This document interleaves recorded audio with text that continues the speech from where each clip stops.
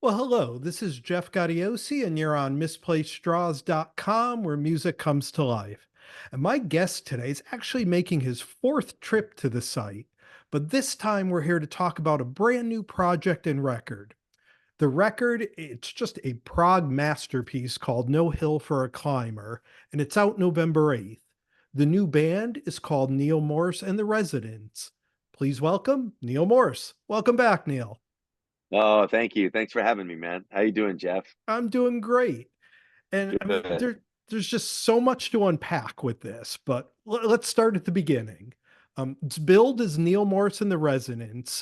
Talk to me about the Resonance. Who are they? How did you guys get involved?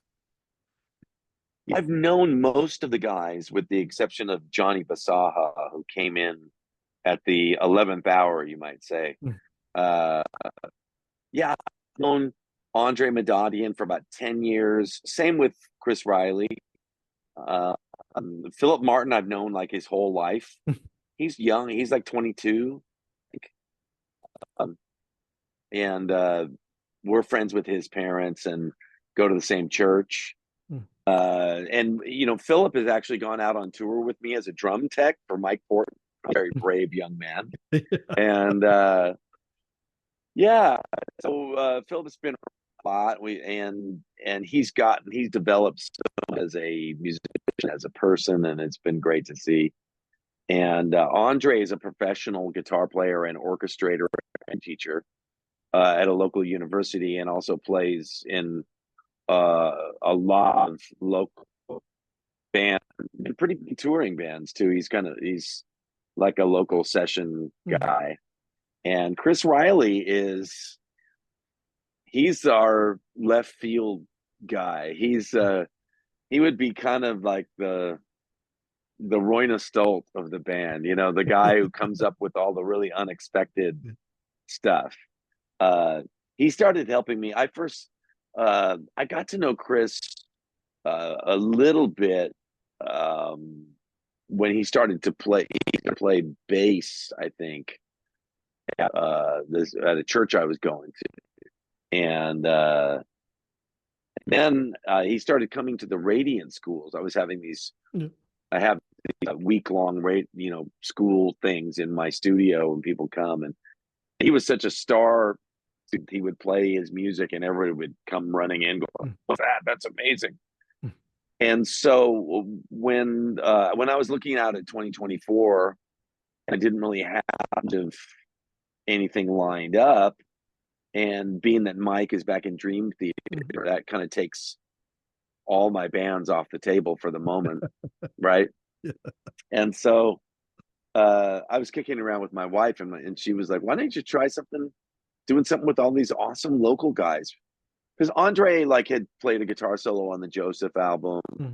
Mm. Philip Martin's been playing percussion at Morse Fest for some years.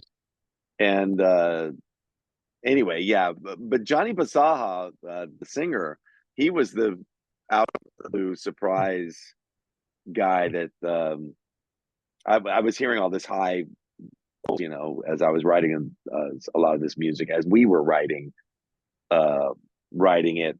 We were writing it for things that were out of my range, Mm. vocals that were out of my range. Mm. And we were supposed to deliver the album. We delivered the album in May to be mixed, but we didn't have a singer. Towards the end of April, we still didn't have one, and I wasn't really giving it the attention that it needed. Anyway, yeah, one guy flaked. He's gonna do it, and then like just totally flaked and didn't show up. And so I called Gabe Klein, of mine, and he said, "Oh, I got the guy. I've been doing this gig with and it's just got this amazing voice." And so Johnny came over around the end of April, and he came right at the beginning of May, and in 2 days sang all the stuff on the Wow. album in 2 days. Mm. Yeah, Mm. so he's incredible, and I think you can hear how great and talented young guys are. It's really cool. Yeah, without a doubt. And it's a very prog record. It has a Yes feel to it, I think. It reminds me a little bit of like Going for the One in that it's each song is very different in sound and texture. And did you kind of have a plan in mind as you were putting these together, or just kind of go with where the song led? No, we were just going where the seemed to want to go. Um, it just it just happened that it happened. Uh, Eternity in Your Eyes was originally a really long. It just kind of grew and grew, Mm, and man, I'm really happy with the way all of it turned out. The short too. I mean, it really came out really strong. mm. And you mentioned Eternity in Your Eyes. The record starts and ends with two of the epics that you're known for, Eternity and No Hill for a Climber.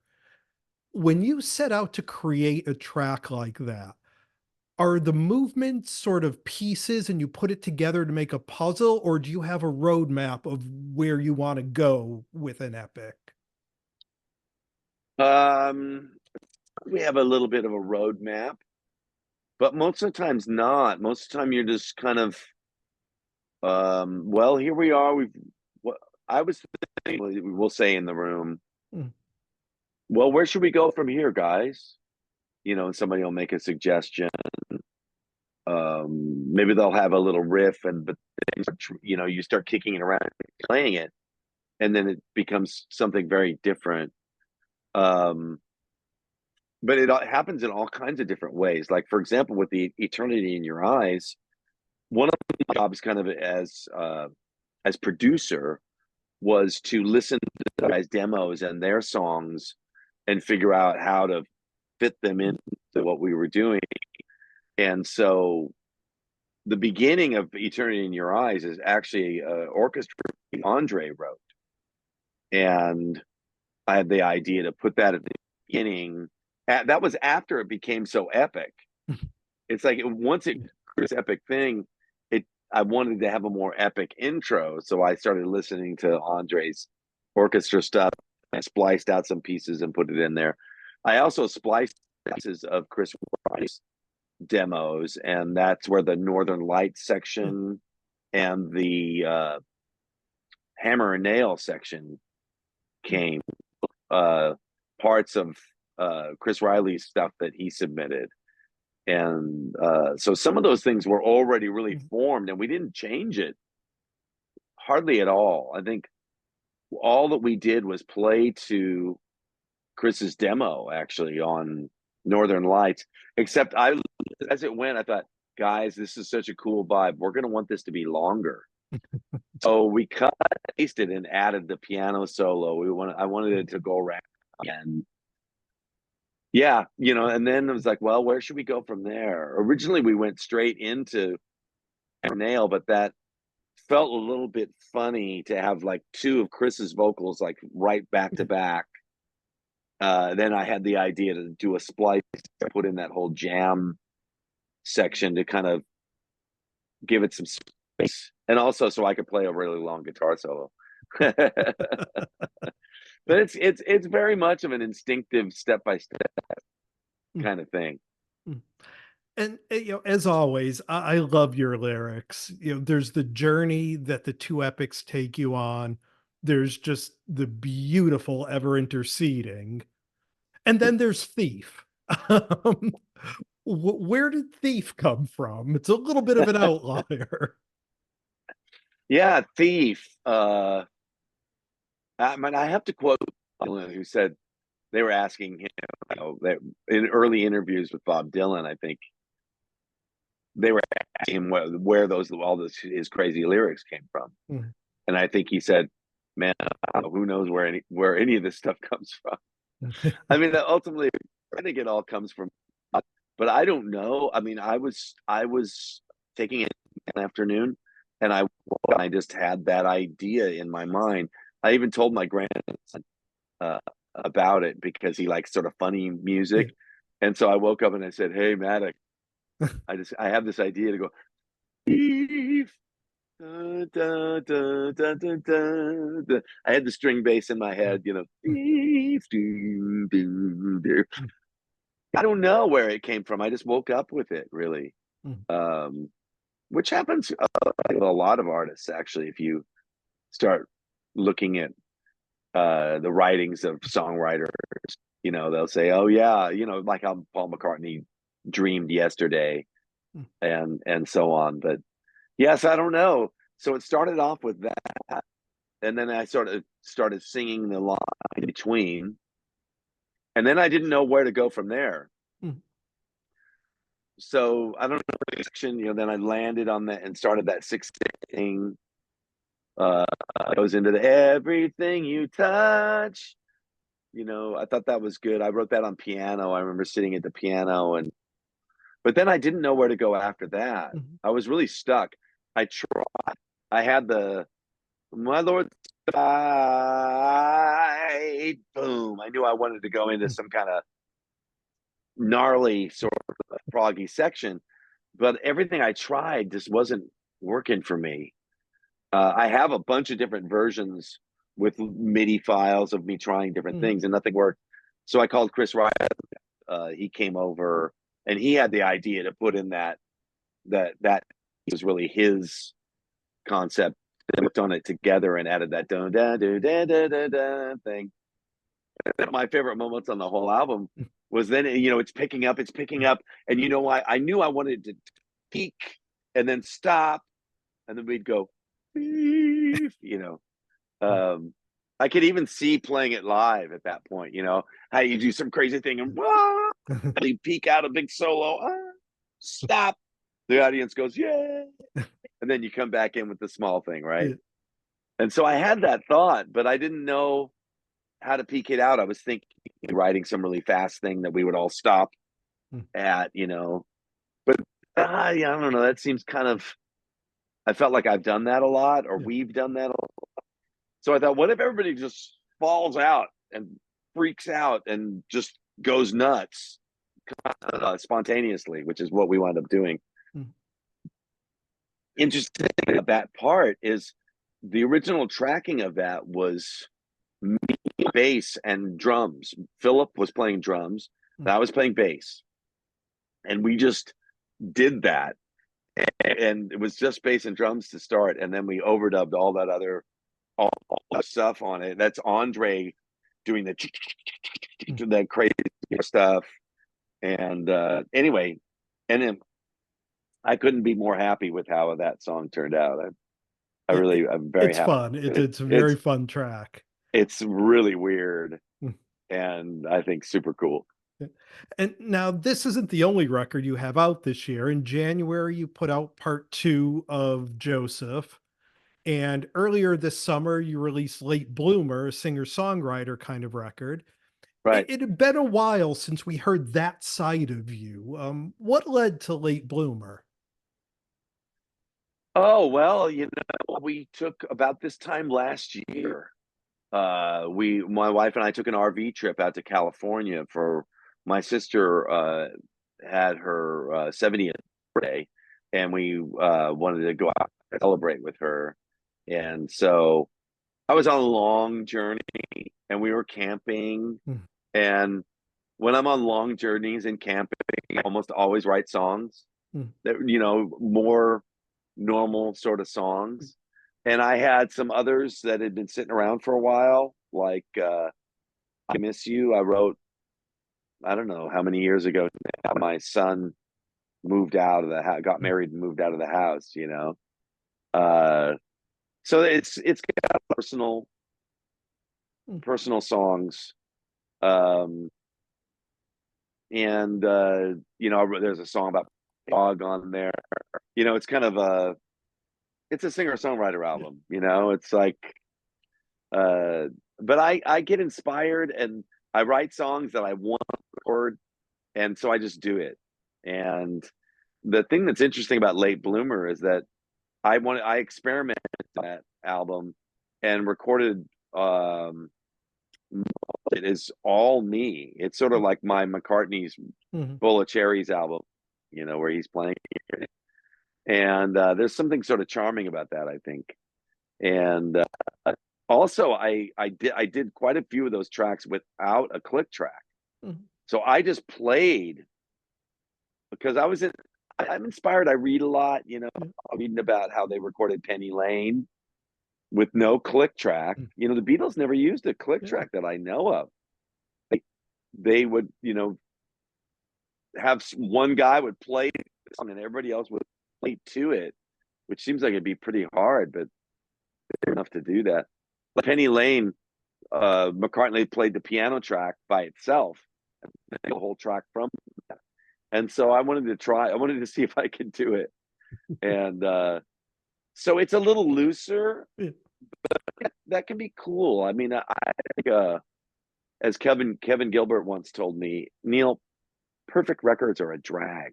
Yeah.